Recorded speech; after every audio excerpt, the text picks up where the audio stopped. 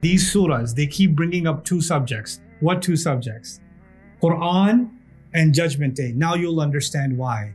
Because the coming of the Qur'an is the biggest indication that the only thing left now to come from God is Judgment Day. The one major thing that had to come from Allah is the Qur'an. The next major thing that has to come from Allah now is Judgment Day. That's it.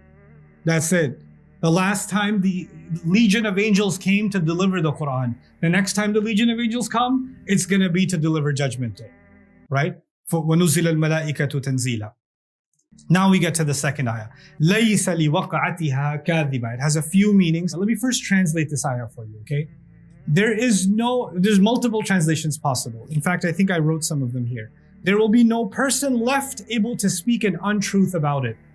When it happens, when the incident, the ultimate incident actually happens, there will be no person left able to speak an untruth about it. Another interpretation could be, there will be no slowing down or obstructing it. Kadhiba, another meaning of kadhiba is to slow down or to obstruct. Like, oh, this major event is happening, let's do something that slows down the progress. Like an army is advancing, let's put some obstacles in their path. You won't be able to put any obstacles in the path of the coming of Judgment Day. So let's read some of the notes from these remarkable scholars. Al-lamu fi liwaqtiha lamu tawqit. So this lam, li waqa'atiha, for those of you that are a little bit Arabic students, the lam here refers to time, at the time of. So this is used, for example, aqimis salata lidulukish shams, or lamma ja'a Musa limiqatina, at the time of our meeting. So the lam is being used for at the time of. This is an important side note for those of you that are interested in like, oh no, I want to really understand the Qur'an. I want to get a word for word dictionary of the Qur'an. Laysa has a meaning, li has a meaning, waqa'ati has a meaning. Wrong. Absolutely wrong. Lam can have like 50 meanings. And if you learn one meaning and you think that's what it means every time you see a lam, you've got yourself a problem. But why, Ustad? Why does it have so many meanings? It's so confusing. Oh yeah? Oh yeah? You don't have that problem in English? You don't have the problem of the same word having multiple meanings in English?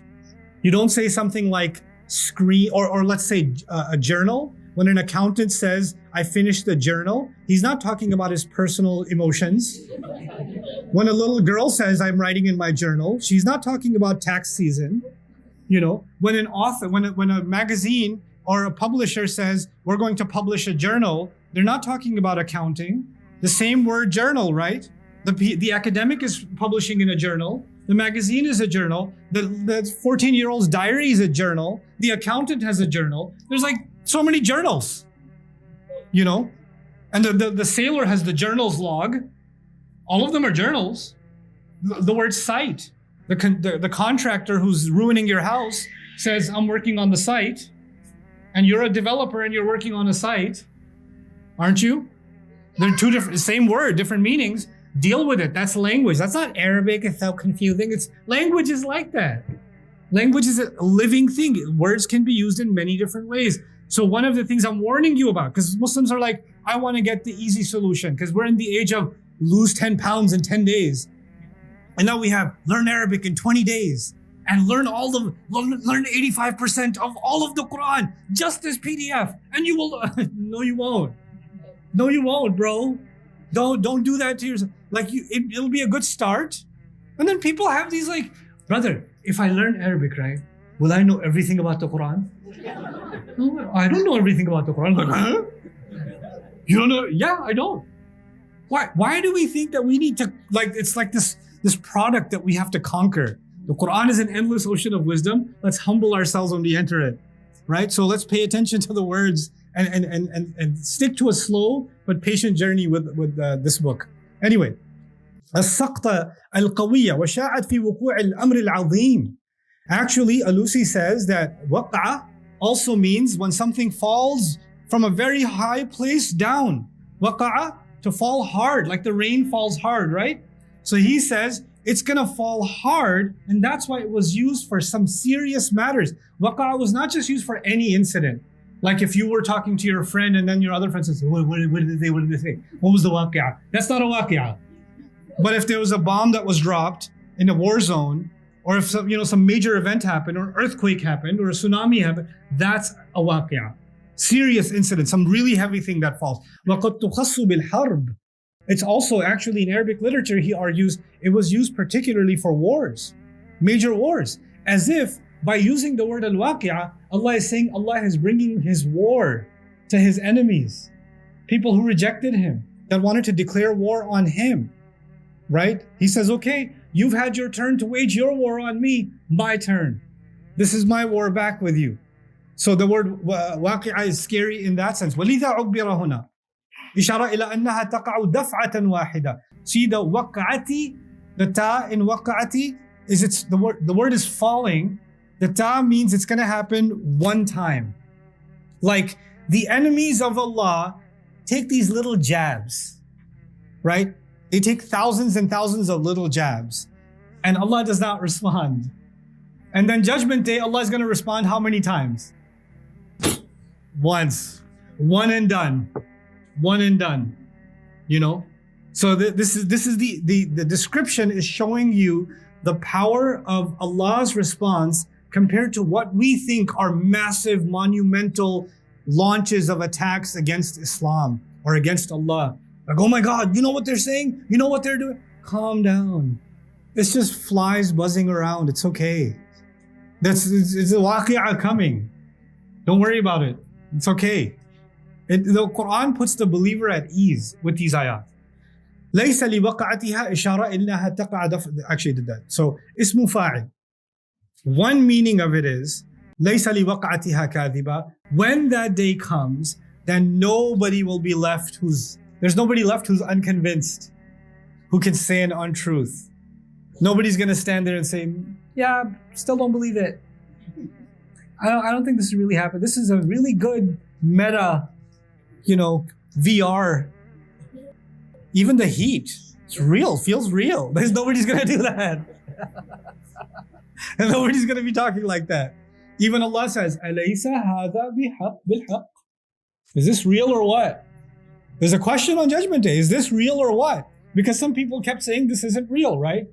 Other people are not convinced. وَجُوِّزَ أَيْضًا أَنْ كَوْنَ كَاذِبًا مَصْدَرًا بِمَعْنَى التَّكْذِيبِ. So this leads me to another really interesting thing. I want to drill this in your heads. Those of you that are going to be listening to recordings, we're going to hear me say this over and over again because I want some concepts drilled in your head. I want to teach you something about the word kadhib or kidhb, lying, and what the Arabs say about this word.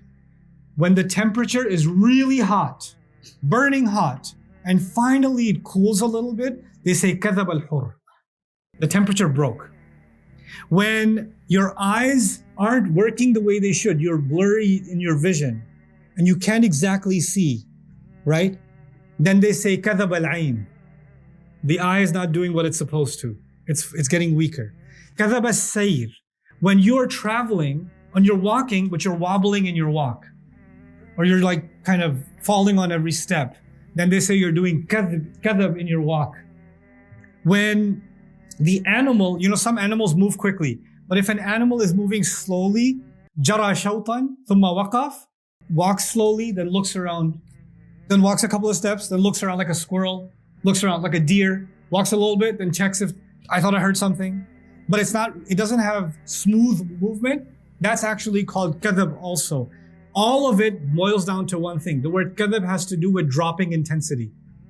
Something was moving and it dropped, the temperature dropped, the eye dropped in its intensity of sight. The people couldn't travel. In fact, when a group of people are traveling and they can't afford to travel anymore, they say kadhab al-qawm as-surah. In fact, kadhaba was also used for being a coward. Ma kadhaba, he wasn't a coward. Like he didn't falter.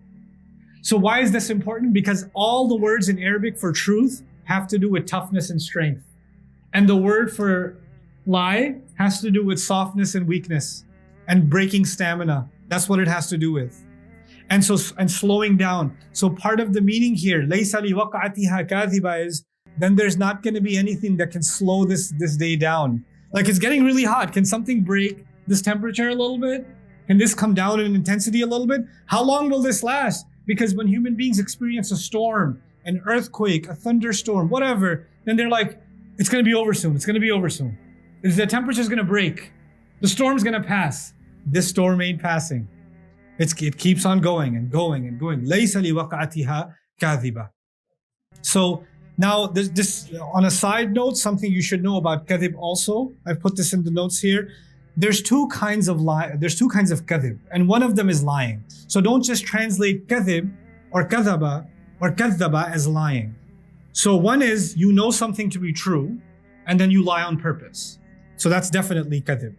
But then the other is when you say something wrong, but you actually believe it. So to be wrong is also to be a kadhib. So if I say, if a fellow student of yours, a colleague of yours in university says, I don't believe in God, they're actually a kadhib. Not because they're lying, because you say you're lying, you do believe. No, because they believe something that's false. They believe something that's a lie. That also makes them a kadhib. So when Allah will describe people that do takdeeb on Judgment Day, there's going to be two kinds of people. There's going to be people that knew it's the truth and still called it a lie. And there are other people who believe the lies instead of believing the truth. They're both going to be mukaththibin. And they're both going to be kathibin. Okay? So on that day, there's not going to be any room left for any of these arguments, as if Allah is saying, don't worry about the arguments they're making right now. All these arguments are going to disappear on Judgment Day. Yeah, how can you believe in resurrection? When you're resurrected, you're like, oh. الهاء للمبالغة كما تقول في الواقعة. The ha in waqa'a is actually for the greatness of the event. And notice the repetition of words. Waqa'at, waqi'a, waqa'atiha. You hear the word over and over again? You don't have to say it over and over again. إذا وقعت الكائنة you could say also. Right? Al-haditha you can say also. You can say al-dahiya. Any word can be used, but he repeats the same word over and over again because literally, like waqa'a means to strike and strike and strike like patterns of the rain. The word itself is striking down in the surah. It's corresponding to its own meaning in the way that Allah Azza wa Jal has described it in the surah. وَأَن تَكُونَ لِلتَّعْلِيلِ أي لا تكذب نفس في ذلك اليوم لشدة وقعتها. Because of how serious that event is going to be. Even when they wake up, like when people wake up on Judgment Day, you know, if you wake up all of a sudden you don't know where you are, it's not like everybody knows, oh my God, this is Judgment Day. This is exactly what that Muslim guy was talking about on campus. They don't know that immediately. They're like, oh, what's going on, bro? Oh my God, what happened to the sky? Like, they don't know, right? But you know what Allah is saying here? Because of the li waqa'atiha, He's actually saying, because of what is going to be happening all around, nobody will have any doubt that it is in fact Judgment Day, even if they never thought about Judgment Day a day of their life. They never cared about it, heard about it. When this happens, they will know it's Judgment Day just because of how intense it is. Oh my God, this is Judgment Day. Even though I never really read up on anything, I know now full well this exactly is Judgment Day. SubhanAllah. Like all of that distraction and all of that doubt and all of that agnosticism gone in a split second. No philosophical arguments needed. Nobody's even asking what's happening, what's going on. لَيْسَ لِوَقَعَتِهَا كَاذِبَةٌ خَافِضَةٌ رَافِعَةٌ. What an ayah, man. This ayah. خَافِضَةٌ رَافِعَةٌ. خَافِضَة means lowering. رَافِعَة means elevating. Okay? So let's dig into both of these words. The first word is خَافِضَة. It comes from خَفْض. الْخَفْضُ الْمُطْمَئِنُّ مِنَ الْأَرْضِ. Depressed land. Depressed land doesn't mean sad land. It means low elevation. Yeah? Depressed land. It is considered the antonym of rafa, high land. Humbling a camel down. When the camel's head is put down, they say at-tafkhid, at-takhfid. This is also used for when you're humble to someone. خَفَضَ لَهُ جَنَاحَهُ. Like the ayah, وَخْفِضْ لَهُمَا جَنَاحَ الذُّلِّ مِنَ الرَّحْمَةِ. The expression used for parents. To humble yourself, to lower yourself. So the first meaning is something, this day itself, the waqi'ah is going to be a khafida. So waqi'ah is feminine, khafida is feminine. So khafida is a description of waqi'ah. So then what this means is that day is going to be something that brings down. And then rafi'ah means the easy meaning. Rafi'ah means elevation. So it will bring down and it will elevate. Okay, or it will humble and it will honor. Because khafd also means humbling, right? So it will humble some people and it will honor some people. So let's see how Alusi and some others talked about this. تقديم الخفض على الرفع رفع لتشديد التهويل. He says lowering was mentioned before elevating to make us scared. Because elevating is positive and lowering is negative. He started with the negative. أو بيانا لما يكون يومئذ من حط الأشقياء إلى الدركات ورفع السعداء إلى درجات الجنة. Allah. He says, or Allah is describing that day how people that are miserable are going to keep getting lower and lower and lower and lower on Judgment Day, and people that believe are going to be happy, and their happiness and their joy is going to keep on what? Elevating. So as the moments of Judgment Day pass, every moment passing increases their happiness. خافضة رافعة صفتان للنفس الكاذبة. This is a secondary opinion that Razi mentioned. You see that cute little star there in my presentation? That's when somebody says something special. I put a little sticker there. But this is kind of a unique opinion that he has. I thought it was pretty cool. He says these are describing not the day of judgment, the lowering and the elevating is not describing Judgment Day. It's actually describing kadhiba, the person who was no longer able to lie. Remember the second ayah was, nobody will be able to lie on that day. No one will disbelieve on that day. And he's saying the disbeliever is being described. The liar is being described as the one who lowers and the one who elevates. Now, what does that mean? That actually means that when someone's lying, they try to use the low and high pitch of their voice to try to sound more convincing, right? They try to dramatize their speech to try to make it more convincing. It's as if Allah is saying on Judgment Day, nobody will be left that will be making eloquent speeches of highs and lows to be able to make a case about Judgment Day or against Judgment Day. All of this draminess will be gone. والخفض والرفع يستعملان عند العرب في المكان والمكانة والعز والمهانة. And lowering and elevating among the Arabs was used for station, for position, for dignity, for humiliation. So lowering is humiliation. Raising is honoring. So that day itself is a day that will bring about humiliation, and that day will bring about honoring. وَالْخَافِض وَالرَّافِعَ عَلَى الْحَقِيقَةِ إِنَّمَا هُوَ اللَّهِ. But actually the one who lowers and the one who elevates is Allah Himself. This is a concept called majaz aqli. These are weird, complicated concepts in balagha books, but I'm going to make it super easy for you. If I say, for example, the masjid held an event. The masjid held an event. Technically, it wasn't the masjid, it was the youth of the masjid, it was the committee of the masjid, it was the volunteers of the masjid. The masjid itself is a building, it didn't hold anything. It just chilled out on stationary, did nothing. But I gave credit to the masjid, but actual credit goes to who? All the people that were involved, right? But for short, what did I say? The masjid held, and everybody understands, nobody believed that the door got up and did something. You guys know what that means, right? This is called majaz aqli. So another example of that is if I say the government built a new highway. The government built, or they say in some countries, the king built a new highway. I'm pretty sure the king did not build the new highway. Okay? There were people that were sweating in the day and barely getting by that were building that highway. But in the end, what do we say? The king built the highway. Why? Because the king paid for them, the king commanded them, the king commissioned them, the king authorized them. In the end, it wouldn't have happened without the king. But then behind the king was an entire system that built the highway, right? So he's saying Judgment Day is going to lower and Judgment Day is going to elevate. But actually, it's not Judgment Day that's lowering and elevating. Who's doing the lowering and elevating? It's Allah. Do you understand the majaz aqli now? Right? So these are, it's really cool that we have these terms that they do sound complicated and they sound impressive. You could just say, by the way, this is majaz aqli.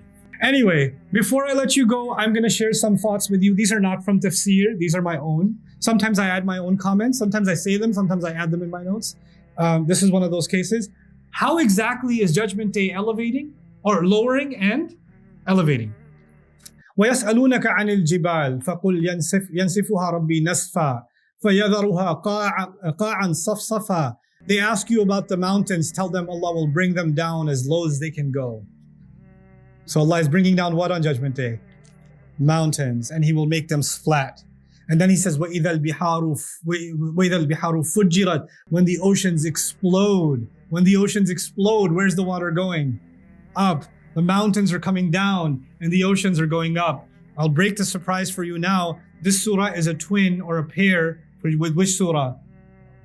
Surah Ar-Rahman. Surah Ar-Rahman will describe something that will help us understand this. Surah Ar-Rahman says, يُوصَلُ عَلَيْكُمَا شِوَاظٌ مِّن نَّارٍ وَنُحَاسٌ فَلَا تَنْتَصِرَانِ. Basically, Surah Ar-Rahman is describing there are going to be metallic burning meteor showers on Judgment Day. Meteors are going to start falling on earth relentlessly until it will look like the entire sky is torn open red. You will only see red in the sky because burning meteors will fill the sky up as they fall on Judgment Day. Now, as they fall on Judgment Day on a mountain, the mountain keeps getting bombed. What's happening to the mountain? It's getting flat.